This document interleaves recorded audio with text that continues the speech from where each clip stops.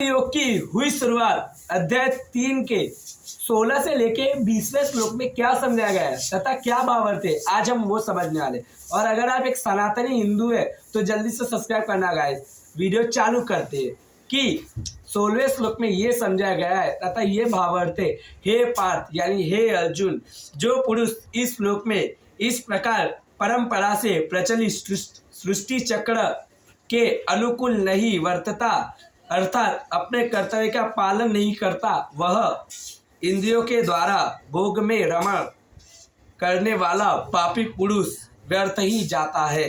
तथा 17वें श्लोक में एक समझाया गया है कि परंतु जो मनुष्य आत्मा में ही रमण करने वाला और आत्मा में ही तृप्त तथा आत्मा में ही संतुष्ट हो, उसके लिए कोई कर्तव्य नहीं। यानी जो मनुष्य आत्मा से आत्मा का संबंध रखे वही एक श्रेष्ठ मनुष्य तथा वही एक ज्ञानी मनुष्य है।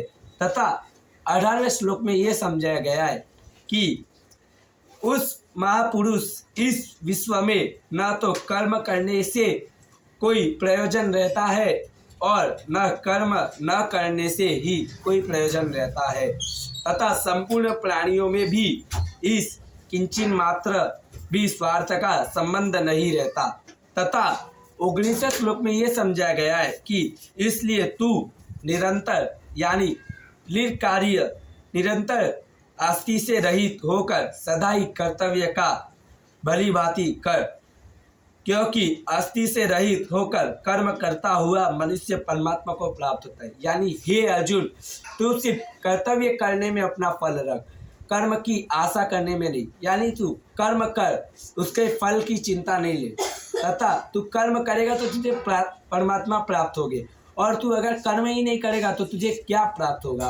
तथा 20वें श्लोक में ये समझा गया है कि जनकादि ज्ञानी जन भी आस्ति रहित कर्म द्वारा ही परम सिद्धि को प्राप्त हुए थे। इसलिए तथा लोक संग्रह को देखते हुए भी तू कर्म करने को ही योग्य है, अर्थात तुझे कर्म करना ही उचित है। यानी तू जब तक कोई कर्म करेगा नहीं तब तक तुझे उस कर्म का या आने वाली पीढ़ी को तेरे को उस कर्म का फल नहीं मिलेगा।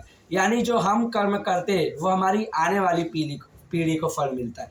यानी कि जैसे हमारे दादा ने कोई कर्म किया होगा उसका फल हमें मिल रहा है, हम कोई कर्म करेंगे तो उसका फल हमारे बच्चों और उनके बच्चों को मिलेगा। गाइस, यही समझ थी 20वें से लेके 16वें श्लोक तक में।